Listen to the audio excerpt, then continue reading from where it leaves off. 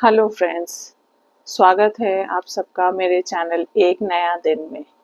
आज के हमारे वीडियो की शुरुआत हम एक बहुत पुरानी अपने बचपन की पोयम से करेंगे।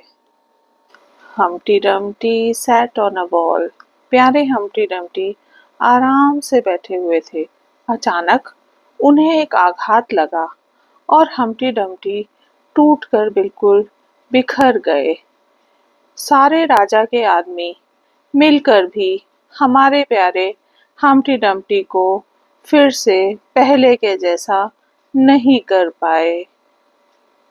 देखा फ्रेंड्स, आप लोगों ने जब हम्टी डम्टी को कोई आघात लगा तो वह आघात के बाद इतना बदल गए कि कितने सारे लोगों की कोशिश के बावजूद वह पहले जैसे नहीं बन पाए।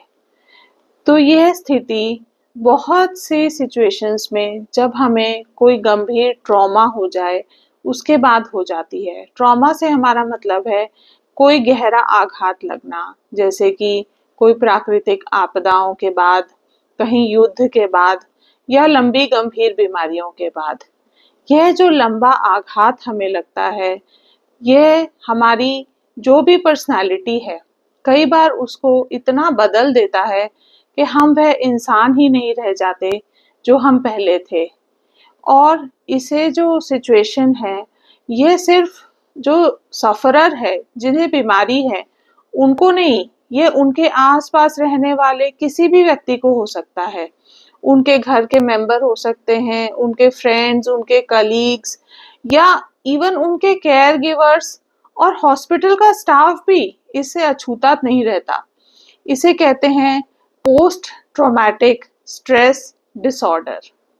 पोस्ट ट्रॉमेटिक स्ट्रेस डिसऑर्डर किसी भी उम्र के व्यक्ति को हो सकता है और किसी भी समय हो सकता है, और ये प्रेडिक्ट करना बहुत मुश्किल होता है कि ये किसे होगा और किसे नहीं होगा। कई बार बहुत मेंटली स्ट्रॉन्ग व्यक्ति होता है तो भी उसे ये तकलीफ झेलनी पड़ती है। तो हमें इस तकलीफ के बारे में अगर थोड़ी सी पहले से मालूमात है और हम इसकी निशानियों के द्वारा ही सिर्फ इसे पहचान सकते हैं। तो आज हम डिस्कस करेंगे कि कौन सी ऐसी निशानियां होती हैं जो हमें पोस्ट ट्रॉमेटिक स्ट्रेस डिसऑर्डर के पेशेंट्स में अक्सर देखने को मिलती हैं। अक्सर पेशेंट्स में हम देखते हैं वह कंप्लेन करते हैं कि उन्हें नींद नहीं आती। यदि नींद आ भी जाती है तो अक्सर बीच बीच में खुल जाती है। उन्हें नींद के दौरान बुरे सपने आते हैं और फ्लैशबैक्स होते हैं। फ्लैशबैक्स का मतलब जो भी बुरा समय उन्होंने देखा है वह उनके दिमाग में बार बार रीप्ले होता रहता है। ये एक कैरेक्टरिस्टिक फीचर है।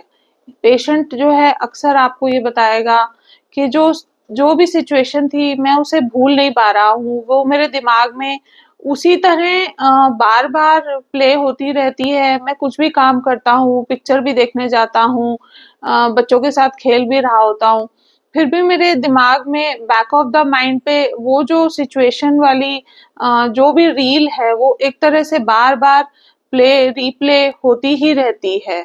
क्योंकि तकलीफदेह जो रील्स हैं, जो पुरानी प्रॉब्लम्स वाली बातें हैं, वो दिमाग में इतना रीप्ले होती रहती हैं कि पेशेंट किसी चीज़ पे कंसंट्रेट ही नहीं कर पाता है। वह कुछ नया सीख ही नहीं पाता है, नए विचार उसके दिमाग में नहीं आ पाते हैं, और जो पुरानी तकलीफ है उससे वह बार-बार उतना ही दुखी और पीड़ित महसूस करता है। ऐसा नहीं है कि समय के साथ उसका जो दुःख है, कष्ट है, वो कम होता जाए। वह जो कष्ट है, जितनी बार उसके दिमाग में वह बात आती है, वह कष्ट उतनी ही तकलीफदेह तरीके से वापस आ जाता है। अक्सर छोटी-छोटी बातों पर ओवर रिएक्ट करना, गुस्सा करना, चिड़चिड़ापन, एंग्जायटी, घबराहट हो जाना, ये सब अक्सर ये लक्षण हम पेशेंट्स में देखते हैं। जो आघात का डर है, उसके कारण मरीज अक्सर बहुत अत्यधिक चौकन्ना हो जाता है।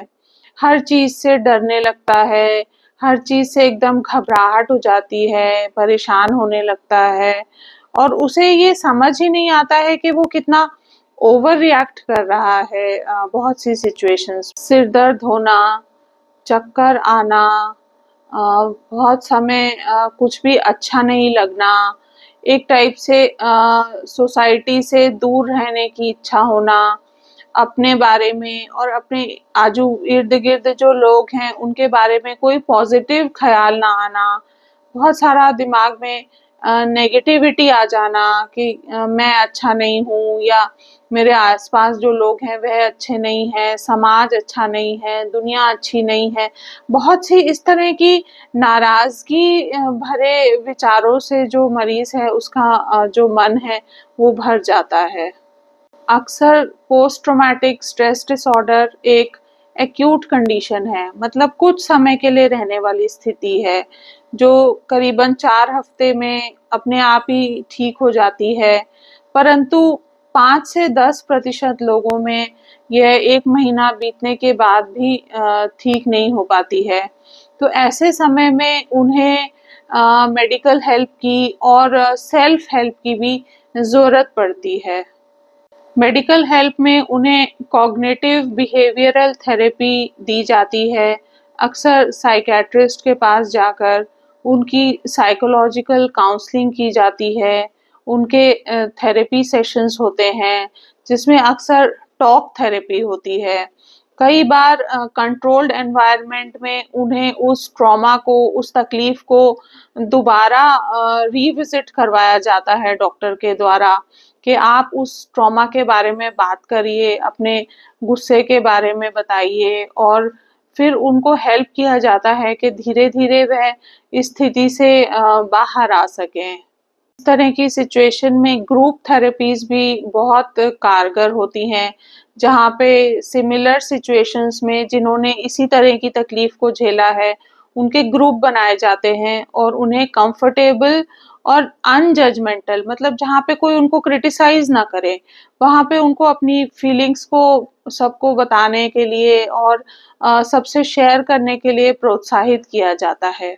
और साथ में ही हमारी कई फैमिली थेरेपीज़ भी होती हैं, जिसमें हम पूरी ही फैमिली की काउंसलिंग करते हैं, क्योंकि अक्सर होता ये है कि इस तरह की सिचुएशन में पूरी फैमिली ही इफ़ेक्ट हो जाती है।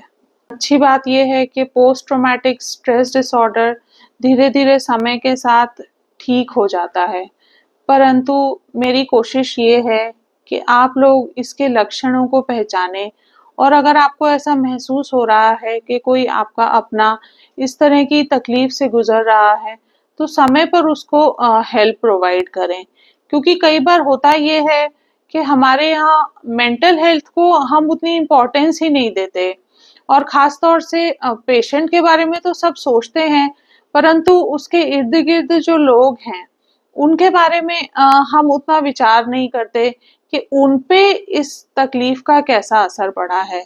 तो हमें ये जानना बहुत ज़रूरी है कि कोई बीमारी जितना पेशेंट को अफ़ेक्ट करती है, हो सकता है उसके साथ रहने वालों को भी उससे ज़्यादा कष्ट पहुँचा रही हो और वह कुछ कह भी ना पा रहे हों। आशा है आपको मेरी ये डिस्कशंस पसंद आ रही होंगी और आप मुझे लाइक, शेयर और सब्सक्राइब करेंगे। आप कमेंट्स में ज़रूर बताइए कि इस तरह की डिस्कशंस आपको कैसी लग रही हैं और किन टॉपिक्स पे आप आगे बात करना चाहते हैं। आज के लिए मेरी तरफ से धन्यवाद। Thank you.